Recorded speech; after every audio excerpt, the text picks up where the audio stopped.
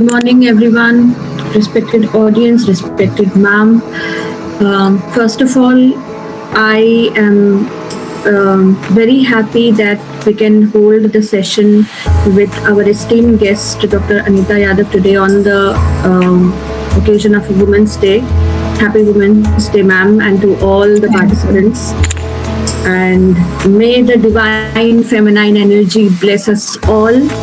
And let's start with the session.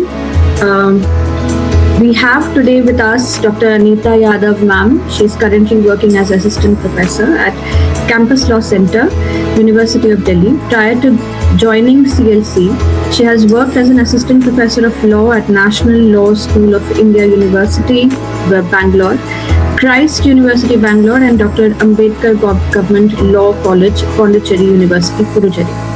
She has an excellent academic track record and has won various awards and scholarships over the course of her academic life. She has recently been awarded with Shiman International Law Fellowship in 2024. And there are numerous international scholarships that she has been associated with, she has been awarded with. She has been awarded with Global Pride Award 2023 on the occasion of National Women's Day for her academic contribution and performance in the field of Constitution Club of India, Delhi. Also, she has been she was an Erasmus Mundus visiting research scholar at George August University in Germany in 2015 and 16, and also a visiting fellow at the United Nations Human Rights Committee, 116th session, Geneva. She has been awarded the Hague Academy of International Scholarship, Netherlands in the year 2016, and the Junior Research Fellowship in Human Rights and Duties from UGC, New Delhi. She has qualified UGC law twice. She has edited 2 books as assistant editor and published various research papers nationally and internationally. This is just very few of her achievements that I could mention, and there are many more. We welcome ma'am. Thank you, Swami ma'am, for your kind introduction. And I also join Swami ma'am to congratulate to all of you and wish you a very happy Women's Day to all of you, all lovely ladies here, and also all men's also here. So happy Women's Day to all of you. So let's start the discussion. What I will do, I will share my PPT which I made for you, or what you can do, all of you can type in a chat box if you have a query, and I would prefer to interact with all of you. And I'm thinking in a mind that there are students who are in a first year, who are in second year or third year. तो मैं कुछ ये दिमाग में रखे, the kind of audience we have today, I will be addressing this session. But still, if you have any confusion, feel free to type in the chat box, because side by side I am also looking into my chat box. Or let's make it more interactive. So friends, today we are going to discuss about how to write a research paper. So first of all, we have already wished all of you happy Women's Day. There are few questions which I have listed here when we talk about writing a research paper, and I would like to ask from all of you. मैं चाहती हूँ कि आप लोग chat box में type करें जब मैं आपसे कुछ इससे रिलेटेड क्वेश्चन पूछूं, because I hope you all are here to learn that what are the important point which you can keep in mind while writing the research. So the first thing, the question comes in my mind, what is the role of research in your career? So can you type in your chat box, why do you think that research is important? Why do you think that publication is important? So, I'm waiting. Just write in a chat box. Meanwhile, I will, go through some few more questions. What do you understand by the research? And what is the aim of the research? So this is a few basic things we must ask from ourselves. हम क्यों research कर रहे हैं, ठीक है? ये हमारे career में क्या important role play करेगा? इससे क्या फायदे हैं? Are we going to contribute something in the society? Research है क्या? Research का aim क्या है? and there are few more questions. Why should I do the research, and why the research is important, and what is the motivation behind your research?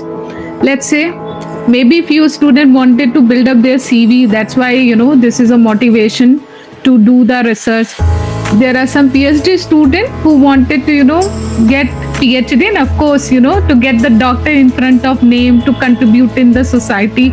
So there could be various factors for being a motivation factor behind doing the research. There are certain things which we all need to keep in mind. I see that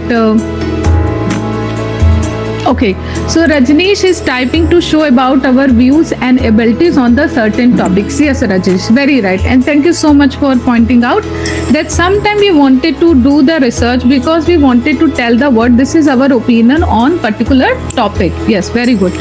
And I have also, okay, so there is another Aditya. So understanding a research is a very important. So here I'm not going to read line by line, just quoting some of the important definition which will help you to understand what do you understand by research. Have you heard about this term कि necessity ही आविष्कार की जननी है? Have you heard about this term? Whenever there is a necessity, you are compelled to do the invention, right? So it is very important that you should have some kind of doubt, because doubt is not a bad thing. As you can see here in the definition, that all the progress is born of inquiry. Doubt is often better than overconfidence. क्योंकि आप research कब अच्छे से कर पाओगे? When you have a doubt, when you have some query, and when you look for that what would be the solution for this problem. In other words, we can say when we have some problem. So ultimately the inquiry leads to the invention. So likewise, there are a few more, important definition which talks about the research. Like you can see the Encyclopedia Britannica also tells about what is the research means. So some of you can see that most of you have answered that research is for creating a new knowledge, and also university that are the highest place of knowledge creation. Let me ask you one more question from all of you. What do you think that what would be the difference between school and university? आपने school में पढ़ाई की, अब university में है, तो आपको क्या डिफरेंस दिखता है? और थोड़ा रिसर्च के कॉन्टेक्स्ट में आप अगर बताएं तो ज़्यादा अच्छा होगा. You can type in the chat box, you can unmute and interact with me. तो आपको कुछ डिफरेंस दिखता है in terms of learning when you were in school and now you are in university and colleges? Any difference? Meanwhile, you can type in the chat box. And also coming to the importance of research in education. So, yeah. So of course the research is very important in education, as I have already explained, whether you're doing PhD, whether you wanted to pursue a higher study, whether you are academician, or also if you have, thrust to getting a new knowledge. Okay, so Aditya is typing freedom to pursue interest. Okay, so this is Aditya. I'm hoping this is a difference you wanted to tell between school and university, right? Aditya, you can unmute also if you want. Yes, ma'am. ठीक है, very good. So when we talk about the difference between school and university, you must have observed this difference, that in university, in school, we ask the question, right, and then we get the answer. But in university, we learn to question the answer, right, because हम अपनी critical thinking को बढ़ाते हैं, अपने analytical approach को बढ़ाते हैं. So of course, freedom to pursue the interest is also important factor which create the difference when we talk about the school and university. ठीक है, ये तो अभी हम लोग थोड़ा थोड़ा बेसिक अभी देख रहे हैं. आगे आते हैं to assess the latest need and level of advancement. आप मुझे चैट बॉक्स में टाइप करके बताइए कि आपके दिमाग में अभी when I use this term in terms of research, assess of latest need and level of advancement, क्या नए टाइप के रिसर्च टॉपिक आपके दिमाग में आ रहे हैं? You can type in a chat box, in between I will check. ठीक है. Helps in identifying the research gap, learning gaps. So sometime you see that there is a research gap which also helps to identify that how this gap can be bridged. and also okay, yeah, that this is something I was expecting. Aditya, again, artificial intelligence and law, very good. So nowadays we are seeing, and I'm hoping some of the student can also type it. Don't worry whether it is wrong or right, whatever is coming to your mind, which you think एक latest advancement है जो research का topic बन सकता है, you can type it. So artificial intelligence, it booming. आप देख रहे हो कि अब तो रोबोट को भी सिटीजनशिप मिलने लगी. डू यू रिमेम्बर कौन सी रोबोट है जिसको सिटीजनशिप मिल चुकी है किसी पर्टिकुलर कंट्री की? Do you remember the name of that particular robot? Type it in a chat box. Google नहीं करना है किसी को. एनीवेज, या. So it is very important to tell you, have you heard about this National Education Policy 2020? Either give the thumbs up or type in a chat box. Have you heard about that? Alright, so Amrita is saying, Sophia, Pooja is saying yes. ठीक है, National Education Policy, you have heard about that? Yes, ma'am. Sophia from Saudi Arabia. Saudi Arabia citizenship. Excellent. Yes. So आप में से और किसने national education policy 2020 के बारे में सुना है? I am not going to ask you कि क्या पढ़ा है, बस सुना है कि नहीं. You can give the thumbs up, you can type in the chat box yes or no. So I'm only saying that only Pooja has heard about this national education policy. What about the others? There is a lot of discussion going on NEP. अच्छा, let me ask you one more question. Have you heard about that कि आप अब bachelor degree 4 साल की करके directly PhD कर सकते हैं? Have you heard about that? Yes, ma'am. सुना है ना? ठीक है. मैं who is speaking? अभी मैं देख नहीं पा रही हूँ किसकी वजह से. आदित्य? No, ma'am. आर्यन दुक्कल. ठीक है, ठीक. ओके, सो आपने नेशनल एजुकेशन पॉलिसी के बारे में सुना है. Now you know that after 4 years of bachelor degree you can directly pursue PhD. So I hope you can understand अब बैचलर लेवल पे ही knowing the intricacy of the research, knowing how to publish the paper, where one should look for, has become a very crucial and very important. और सारी university धीमे धीमे अपनी जितनी भी education की पॉलिसीज हैं उसको जो है सिंक्रोनाइज कर रही हैं NEP से. Alright, so Manish, you are typing controversy revolves for the same, having 3 language compulsion also.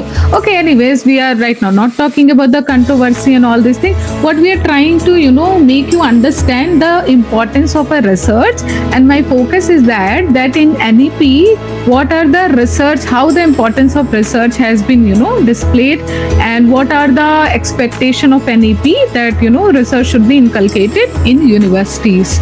So let us come to that.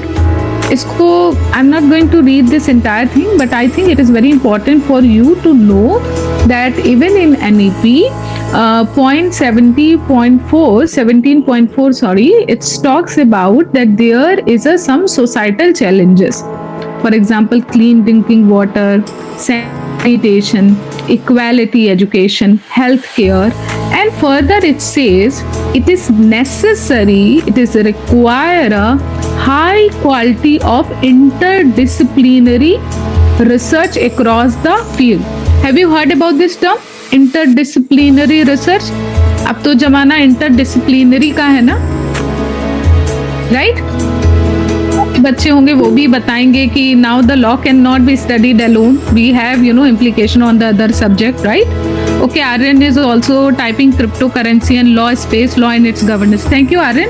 ये सारे भी जो टॉपिक्स हैं, मतलब अभी जो है एडवांस लेवल पे क्रिप्टो करेंसी में भी अभी लॉ बहुत मतलब स्ट्रॉन्ग नहीं है, तो गैप है. That could also be one of the topic for a research.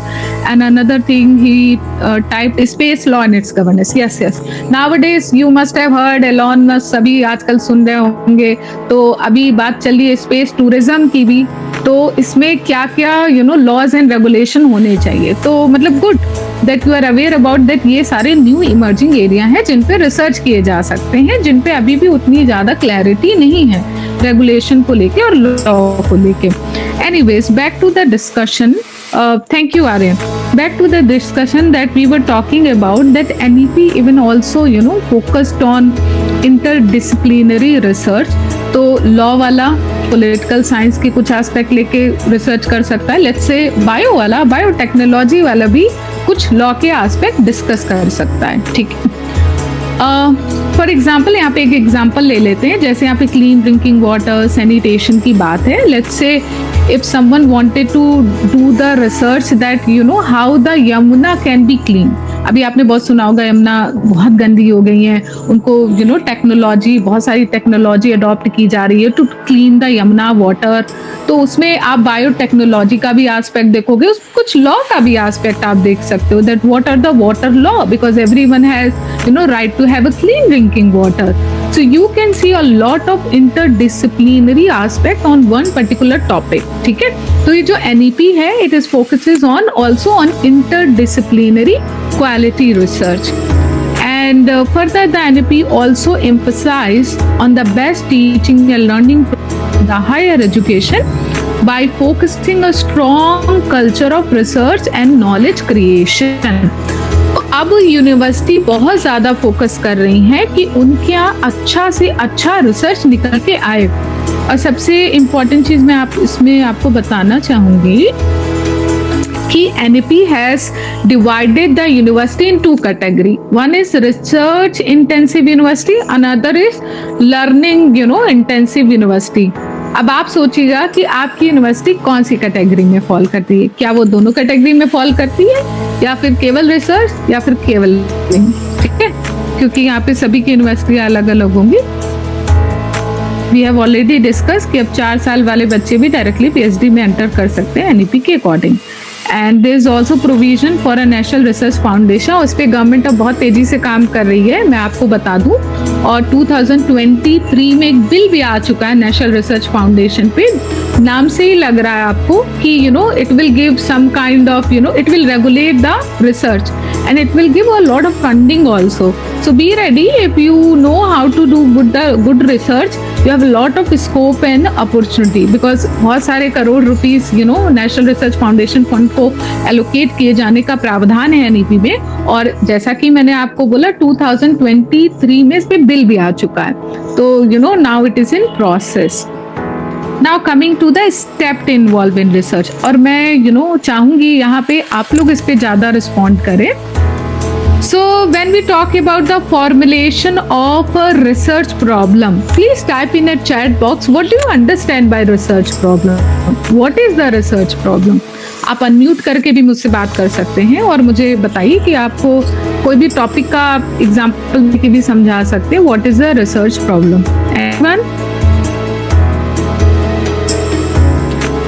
ठीक है, आप चैट बॉक्स में भी टाइप कर सकते हैं if you want some time to think over that. And now coming to selection of research. Ma'am, it refers to a specific issue. Okay. Which researcher seeks to address through systematic investigation, like a proper investigation and Okay, proper research. May I know who's speaking? Ma'am, Aryan Dukul. All right, Aryan. Perfect. So like systematic research, identifying the research problem, and coming to the selection of research topic. How do you choose the research topic? Any one of you, मतलब please feel free to talk to me, क्योंकि यहाँ आप कुछ सीखने आए, कुछ सीख के जाएंगे तो मुझे अच्छा लगेगा. ठीक है, आप कैसे रिसर्च टॉपिक चूज करते हो? गूगल करके? It's okay, tell me. और अपने सीनियर से पूछ के, अपने टीचर से पूछ के? Current topics. करंट टॉपिक्स, ठीक है, okay. Any other person? Chat GPT Aditya, ठीक है. Of course we have AI, why not to use it? Technology is meant for using. उस पे भी मैं थोड़ा सा बात करूंगी अभी आगे चल के. चैट GPT, अभी तो डीप सीक भी आ गया है. ठीक है, now coming to review of existing literature. अच्छा, टेल मी वन थिंग, जो बच्चे रिसर्च कर रहे होंगे, I am sure they must have come across this problem कि लिटरेचर रिव्यू कौन से ईयर से लेके कौन से ईयर तक का रिव्यू करें हम. और लेट्स से बहुत ढेर सारा अगर लिटरेचर रिव्यू है तो exactly where to put the line, right? Have you faced such kind of difficulty कि कौन से ईयर से स्टार्ट करें? अगर बहुत सारा है तो क्या उस ईयर के सारे लिटरेचर रिव्यू निकालें? Yes yes ma'am. Yes. So most of you have, okay, Garima, Pooja, most of you have faced this difficulty. इस पे भी हम लोग थोड़ा सा बात करेंगे. अभी, we are just discussing some of the very important stuff which is involved in the research and setting the objectives. Okay, what do you understand by setting an objective in the research? Any one of you?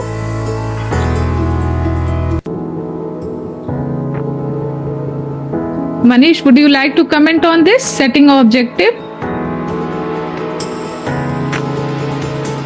चलो ठीक है. Ma'am, अगर हमने कोई research का topic लिया है तो फर्स्ट ऑफ ऑल हमें ये सोचना पड़ेगा कि मैं उसके ऑब्जेक्टिव, मतलब किस ऑब्जेक्टिव पे काम कर रही हूँगी. Objective is necessary for research. अगर मैं ऑब्जेक्टिव नहीं बनाऊंगी तो समझ में कैसे आएगा कि मुझे आगे क्या, अपने ऑब्जेक्टिव से ही मैं अपनी हाइपोथेसिस भी बनाती हूँ.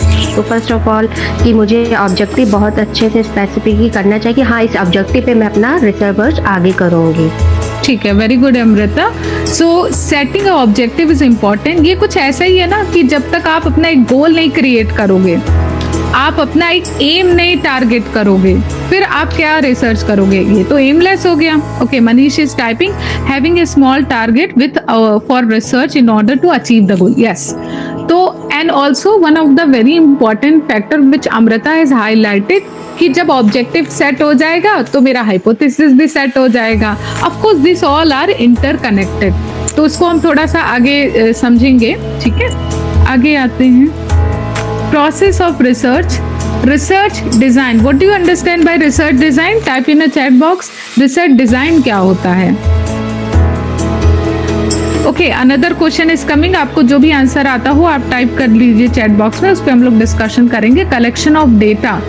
So, do you have some types of collection of data or how do you collect the data? Analysis of data. क्योंकि ऐसे बहुत से रिसर्च होते हैं जिनमें डेटा कलेक्ट करना पड़ता है. Coming to interpretation of data. Okay, Palak is writing framework of research. Yes, very good.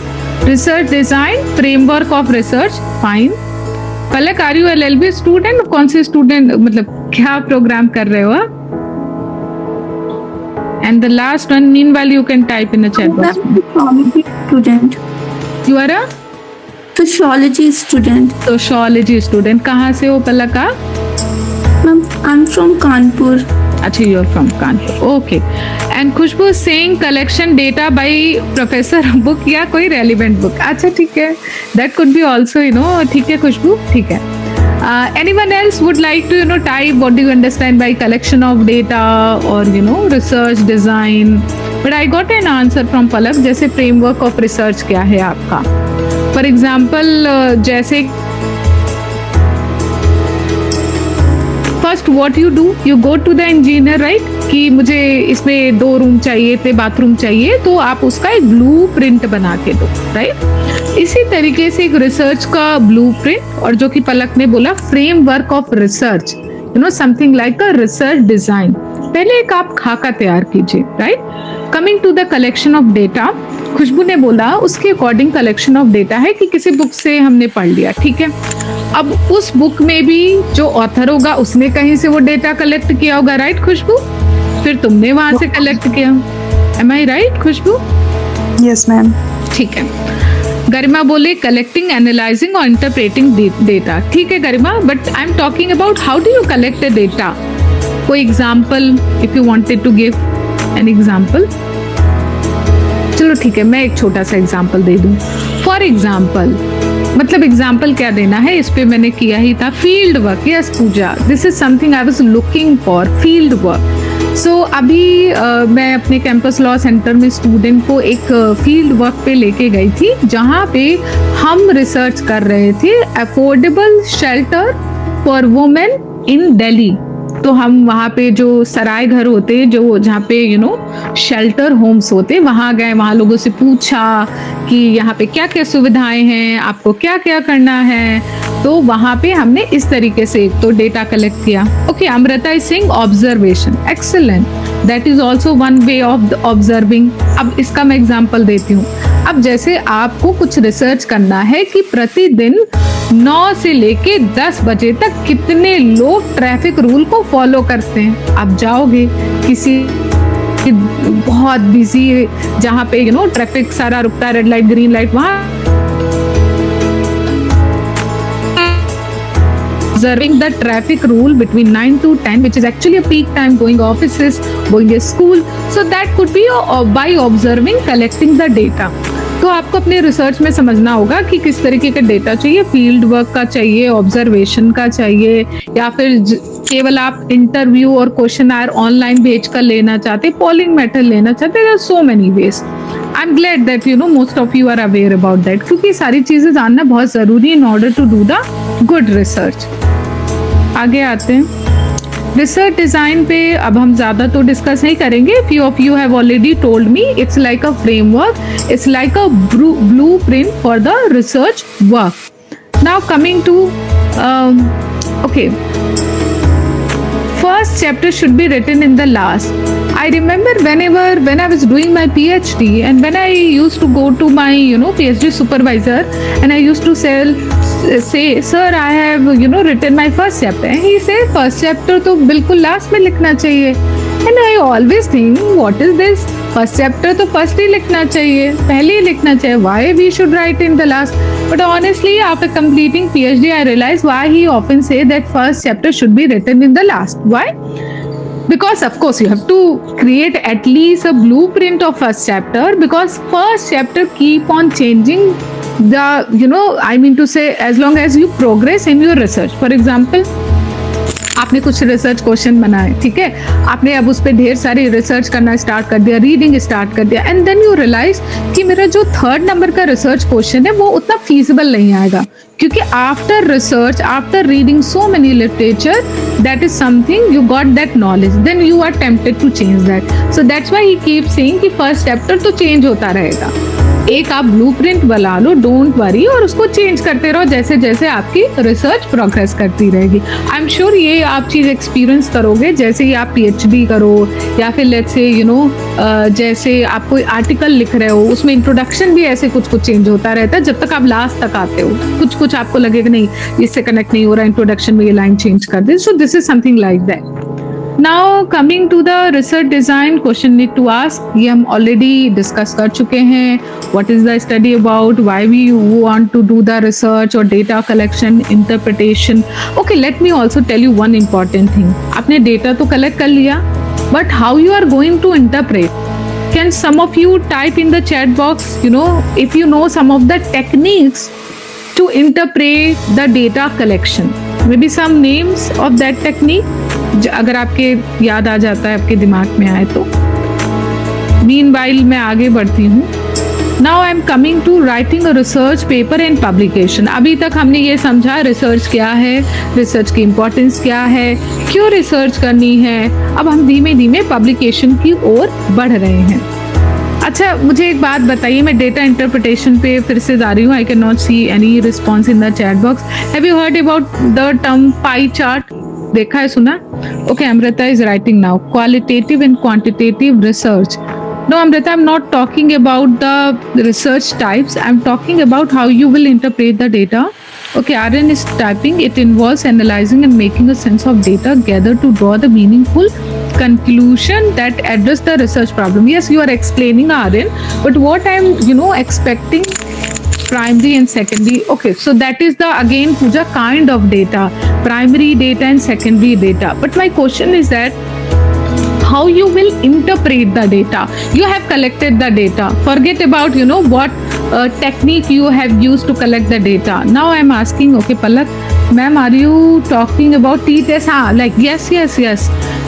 SPS test, t-test, f-test, interpreting the data by pie chart, ठीक है, बाय टेबल. आप देखते हो ना, टेबल बना होता है, पाई चार्ट बना होता है.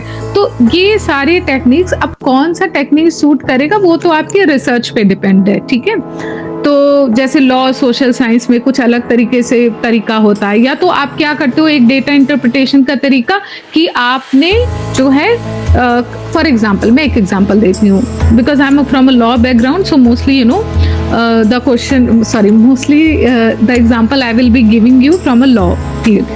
अब फॉर एग्जांपल मैंने डेटा कलेक्ट किया, आरटीआई फाइलिंग से भी हम डेटा कलेक्ट कर सकते हैं. So we have filed, of course मेरी जो स्टूडेंट की टीम थी, they have filed in RTI and asking the government how many shelter home in Delhi we have which is run by the government और run by the private entity. We got some, responses, and sometimes we don't get response, but we were the team, so everyone has filed a, RTI modifying some question, but of course targeting same objectives. And finally we came to the conclusion that, only few government run shelter is there, and whatever the shelter which is run by the private entity, the government has collaborated. So what we did, we simply wrote in our words that that there is a scarcity of the shelter home, we need more shelter home. So I hope you understanding. जो आर्यन ने बताया तो उसको explain करके भी लिखना एक data interpretation है, but one has to know this skill. ठीक है, आते हैं अब writing a research paper and publication. Selection of topic आप लोग बता चुके हो. क्या टॉपिक नया है, यूनिक है? आपके फ्रेंड ने अभी थोड़ी देर पहले बताया था AI, बिटकॉइन, क्रिप्टो करेंसी. आप चाहो तो उसमें कुछ और भी टॉपिक जो आपके मन में आ रहे हैं कि भी नया चल रहा है, यूनिक है, इस पे लिखना चाहिए हमें. You can type in a chat box. And friends, remember one thing, it's not necessary कि आपने नया और यूनिक टॉपिक तो चूज कर लिया और आप बिगनर हैं, अभी आपने कोई रिसर्च पेपर नहीं पब्लिश किया. अब आपके सामने जो सबसे बड़ी परेशानी आ जा रही है वो ये है कि क्या उस पे इनफ रिसर्च अवेलेबल है या नहीं, क्योंकि आप लिटरेचर रिव्यू कैसे करोगे, राइट? लेट्स से कोई बहुत स्पेस गवर्नेंस को लेके आपको कुछ लिखना है, but there is no law on that and you are a beginner, then it would be little difficult for you. ठीक है, अब आते हैं whether it is a pertinent to my career choice. Of course it would be also very necessary. जो आप research paper publish कर रहे हो, कोशिश करो कि आपकी कैरियर चॉइस से पर्टिनेंट भी हो. Okay, so Lakshmi is writing, I want to write about domestic violence or women. How will it be man? Of course it will be nice.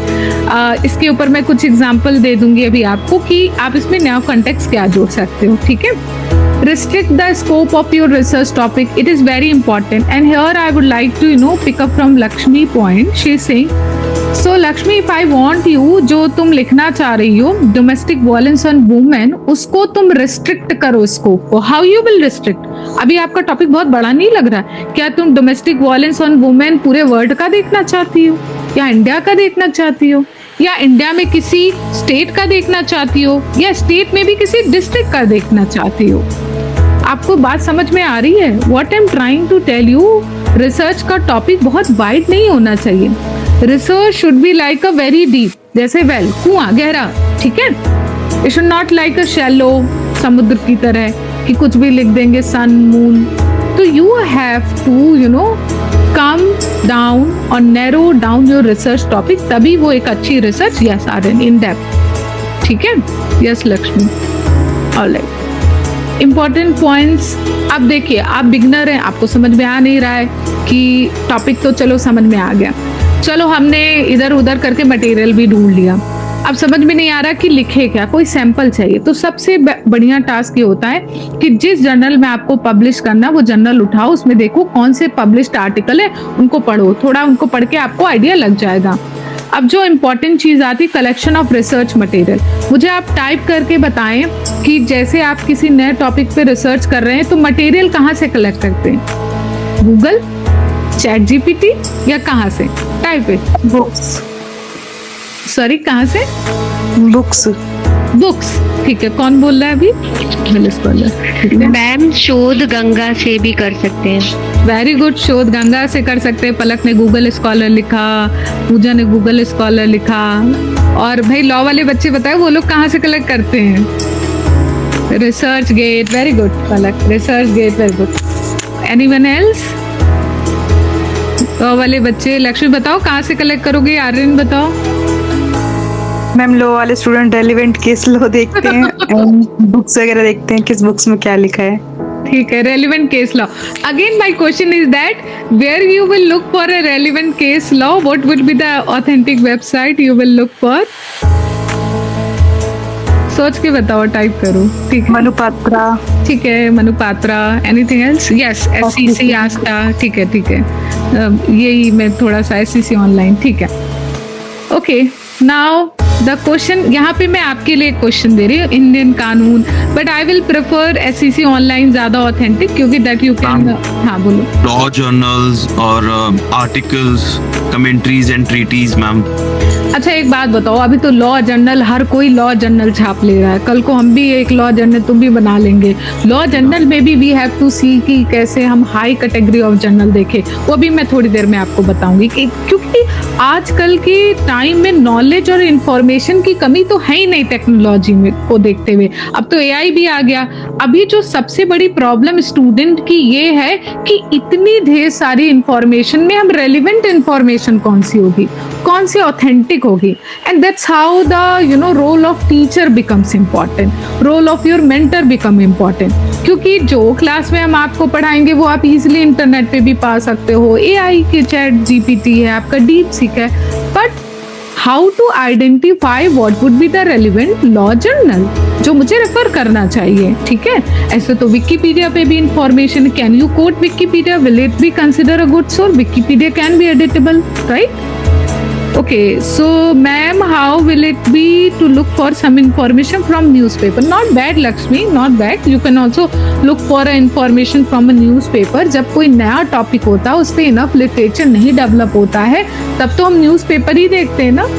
आ रही बात समझ में? ठीक है, आगे आते हैं हम थोड़ा। ओके, सो यहाँ पे मैं क्वेश्चन देना चाह रही थी that you have, let's say आज वुमेन्स डे है, हम लोग वुमेन्स डे सेलिब्रेट कर रहे हैं और आप सबको 20 मिनट्स के लिए कहीं पे वुमेन्स डे पे बोलने के लिए बुलाया गया है। अब आप इस पे टाइटल सोचो कि क्या टाइटल बोलोगे वुमेन डे पे, और मुझे टाइप करो चैट बॉक्स में। मैं आपको आधा मिनट देती हूँ, so type in the chat box. आपके पास 20 मिनट है, तो टाइम को ध्यान रखना। आपको वुमेन डे पे बोलने के लिए बुलाया गया है, आप वुमेन पे कौन सा एरिया बोलना चाहेंगे? सबको क्वेश्चन में समझ में आ गया है कि नहीं? Have you understood my question और should I repeat it again? Ma'am आप एक बार रिपीट कर दीजिए।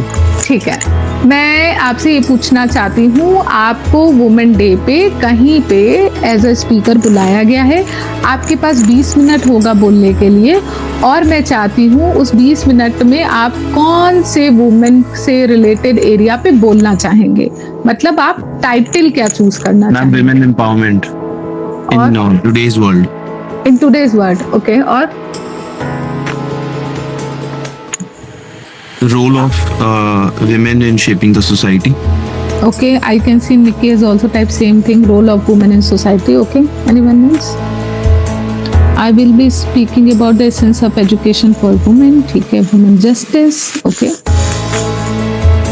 fine, very good. I'm happy to see that you are now able to come on some title which could be relevant, which you can justify in 20 minutes. See, why I'm asking this question? Deliberately I put 20 minutes क्योंकि आपके पास ज्यादा समय नहीं है। 20 minutes तो उसमें ठीक है, role of housewife in our society. ठीक है, सो जो मैं इतने टॉपिक देख रही हूँ, जैसे role of women in the society, it is very broad topic. Aryan, don't you think so? Nikki, don't you think so? Yes ma'am. मतलब role of women in the society किस एस्पेक्ट में? 20 मिनट्स में ऑडियंस को समझ में नहीं आएगा। जब आप ये टाइटल बोलोगे, पता नहीं कौन से रोल की बात करने जा रहे हैं सोसाइटी में।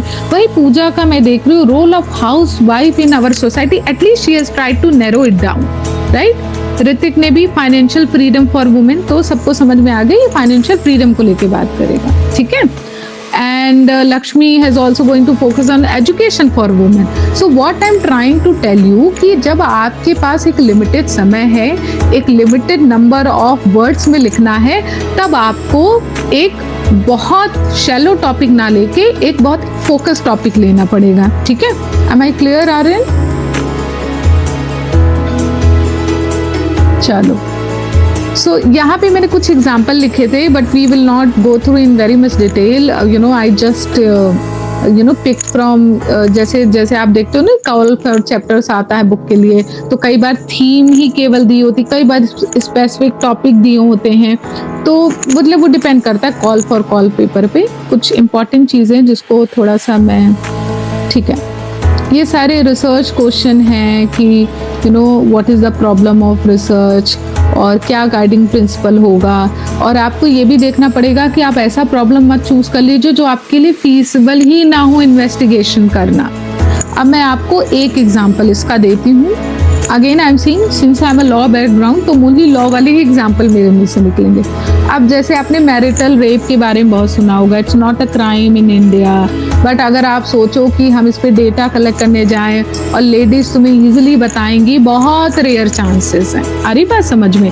तो आई एम नॉट डिस्करेजिंग कि आप रिसर्च नहीं कर सकते, but as a beginner I am telling you कि क्या फीसिबल होगा क्या नहीं होगा, थोड़ा सा ये आपको देखना पड़ेगा, ताकि you should not be demotivated कि हमने तो प्रॉब्लम, मतलब आपको एक ऐसा बड़ा प्रॉब्लम नहीं लेना है कि which can not be achievable being a beginner. I am telling you, of course अगर आप बहुत एक्सपीरियंस हो गए then you can go ahead. हम आगे आते हैं। There are 3 principal component of research problem, ये हम ऑलरेडी डिस्कस कर चुके हैं। What a researcher wants to know, of course जो आपका रिसर्च क्वेश्चन है उसके बेस पे why a particular problem is being put और इसका क्या पॉसिबल सोल्यूशन होगा। अच्छा, हाइपोथेसिस का मीनिंग क्या होता है? Have you heard about the term hypothesis? अभी बीच में भी मैंने बोला था। हाइपोथेसिस क्या समझते हैं? चैट बॉक्स में टाइप करेंगे। ठीक है, Palak is saying tentative statement, good. ठीक है, anyone else? Okay, so hypothesis is like a tentative solution that yet to be proved. Excellent पलक, की जिसको अभी प्रूफ नहीं किया गया है, लेकिन आप सोच रहे हो कि इस समस्या का ये समाधान हो सकता है। अब जैसे कि हाइपोथेसिस इज प्रपोज, खुशबू बेटा गूगल करके लिख दिया क्या? हाइपोथेसिस इज प्रपोज्ड एक्सप्लेनेशन और assumption about the phenomenon। क्यों खुशबू? पूजा, assumption, Lakshmi, good quality of a primary education for girls in, अच्छा ठीक है, villages, she is narrow down. Amrita Yadav, suppose, okay ठीक है। सो यहाँ पे कुछ डेफिनेशन दी हैं हाइपोथेसिस की, which I am not going to read because most of you have answer correctly. Hypothesis का मतलब होता है a tentative generalisation and a predictive statement.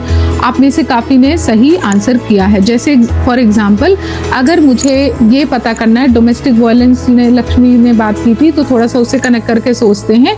जैसे मैं एक रिसर्च प्रॉब्लम डोमेस्टिक वायलेंस पे काम करना चाहती हूँ, वुमेन से रिलेटेड, स्पेशली लॉकडाउन सिचुएशन में।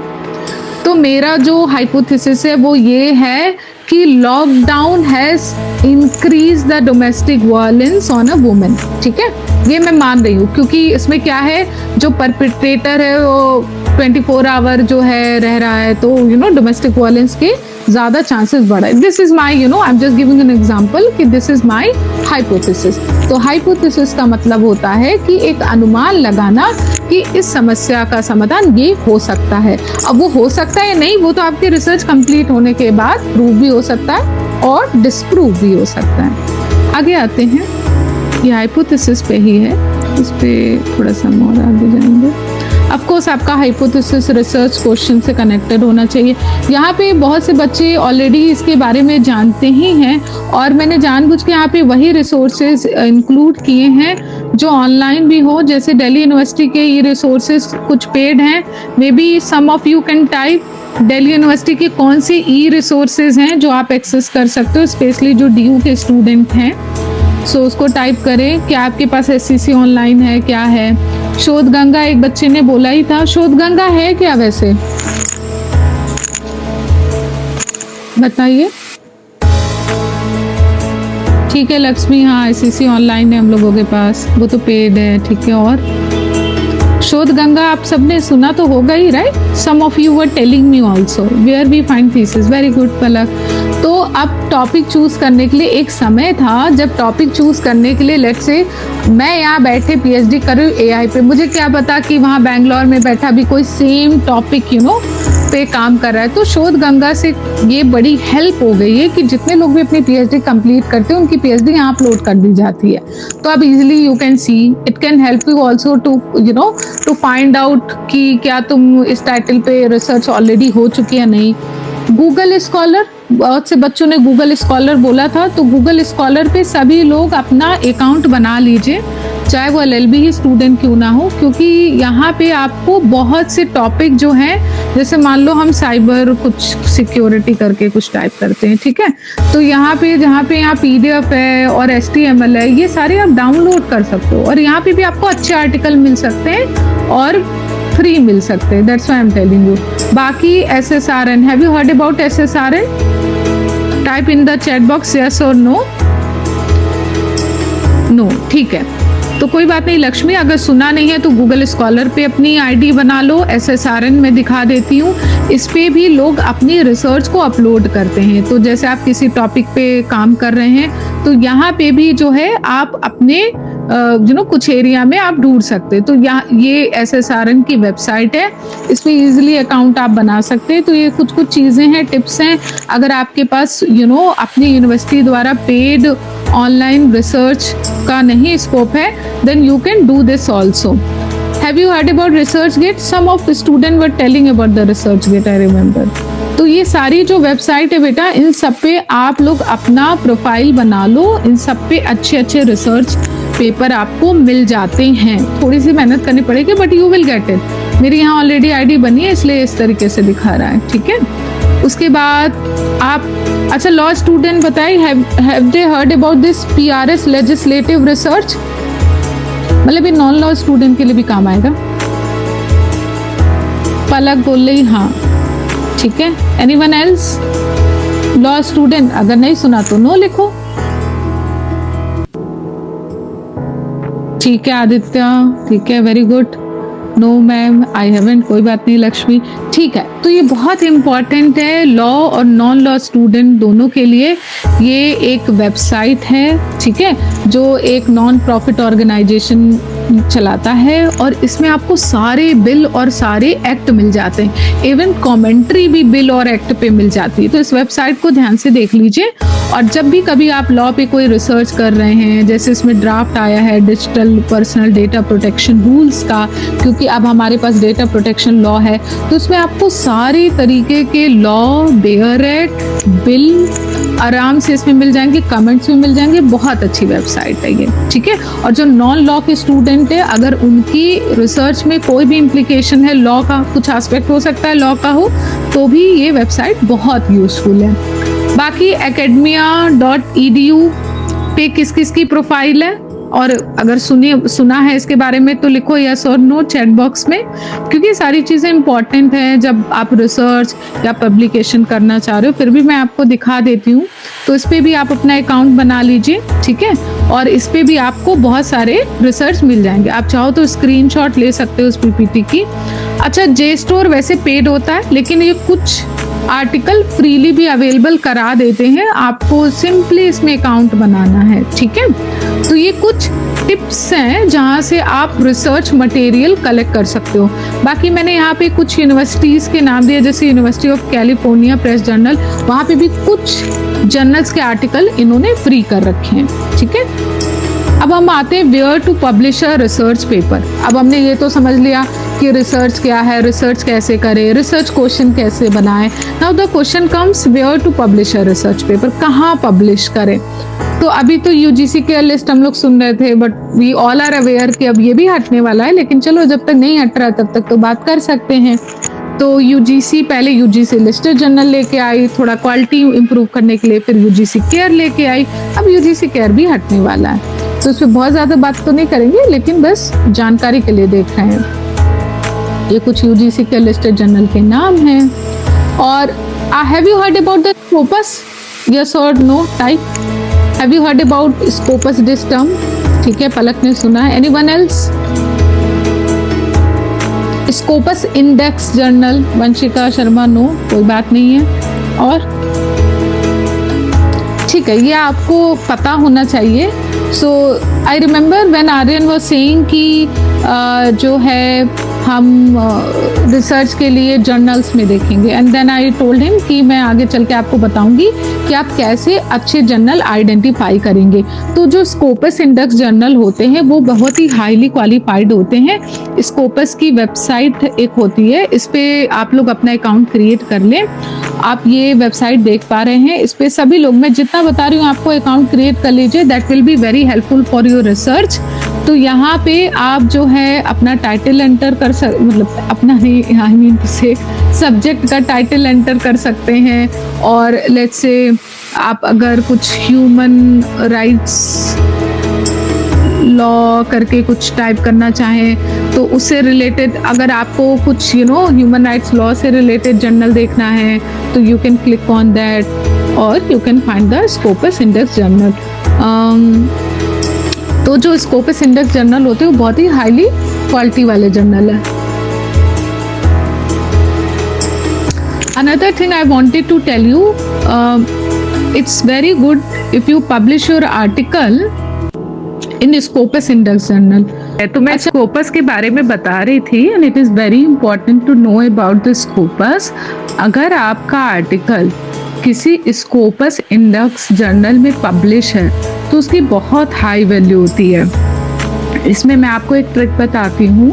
लेट्स से अभी अगर आप बिगनर हैं तो अभी आप क्या कर सकते हो, यहाँ पे आप क्वार्टाइल देख रहे हो, इसका मतलब बहुत ही हाई क्वालिटी का जर्नल है, तो आप थर्ड और फोर्थ से स्टार्ट कर सकते हो, ठीक है। लेट्स से बिगनिंग में बहुत डिफिकल्ट है फर्स्ट क्वार्टाइल के उसमें पब्लिश करना, then you can start with the third and fourth quartile, और बाद में आप इस पे यहाँ पे अप्लाई पे क्लिक करोगे तो जो भी टॉपिक है जिस पे भी आप पब्लिश करना चाहते हो उसमें जो भी क्वार्टाइल थर्ड और फोर्थ वाले जर्नल है वो यहाँ अपेयर हो जाएंगे। लेट्स से यहाँ पे molecular biology of the cell बता रहा है, यहाँ मैंने क्लिक किया, then you can see all the detail about this journal. और ये भी बहुत ज़रूरी है कि आप चेक कर ले कि ये जर्नल अभी भी स्कोपस में कवर है कि नहीं। जैसे इसमें लिखा ना years currently covered by the Scopus, मान लो यहाँ पे अगर 2023 तक ही लिखा रहता तो इसका मतलब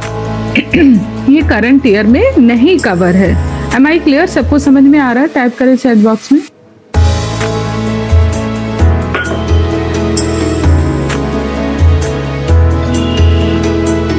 ऑलराइट वंशिका, ठीक है। तो ये बहुत अच्छा तरीका है। अभी क्या प्रॉब्लम चल रही है, बहुत सारे ड्यूबियस जर्नल भी आ रहे हैं, ठीक है, जिससे हमको पता नहीं चल पाता कि कौन सा ऑथेंटिक है या कौन सा ऑथेंटिक नहीं है। तो ऐसे सिचुएशन में जो स्कोपस की वेबसाइट में आपको दिखा रही हूँ, अगर कोई जर्नल बोलता है वो स्कोपस इंडेक्स है, आप सिंपली यहाँ पे उसको टाइप करके फाइंड आउट कर सकते हो। और बहुत से जर्नल क्या करते हैं, वो बोलते हैं कि हम स्कोपस इंडेक्स है, आप इतने पैसे दो हम पब्लिश करवा देंगे, लेकिन वो कई बार ऐसा होता है कि वो स्कोपस इंडेक्स लेट्स से 4 साल पहले थे बट अब नहीं है।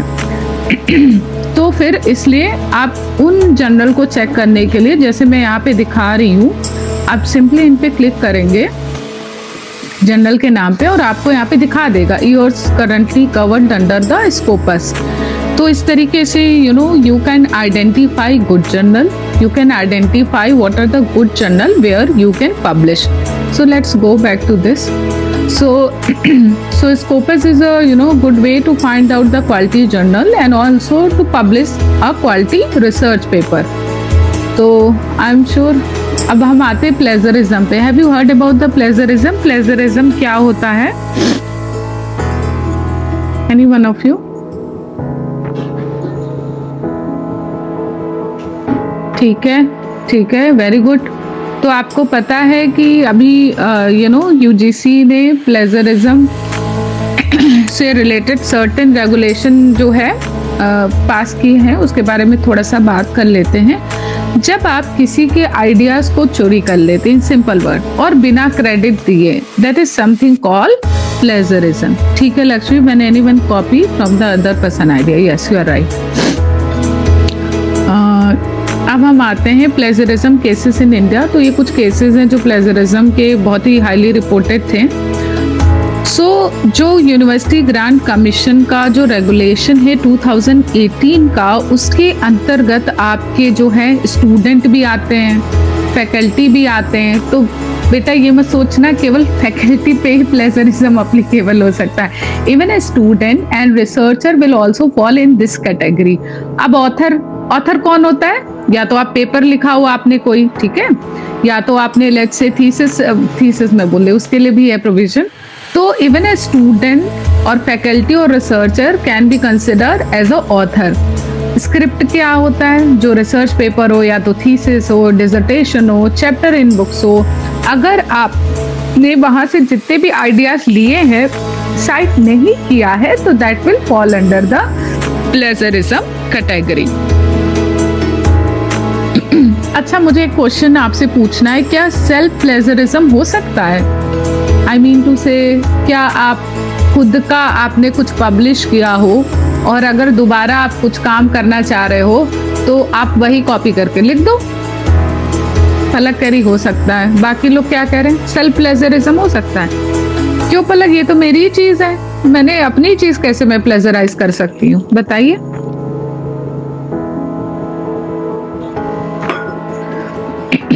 No ma'am, you have to mention that also. ठीक है, पलक इज वेरी डिटरमिन। नहीं मैडम, सेल्फ प्लेजरिज्म भी हो सकता है, we have to mention that. Yes yes, you are correct Pooja, Palak की सेल्फ प्लेजरिज्म भी हो सकता है। भले ही आप ही ने लिखा हो और पब्लिश हो गया हो कहीं और दोबारा आप कुछ लिखना चाह रहे हो, वहां से कंटेंट लेना चाह रहे हो, तो अपने नाम को भी कोट कीजिए आप, ठीक है। So you have to mention, ठीक है, करेक्ट।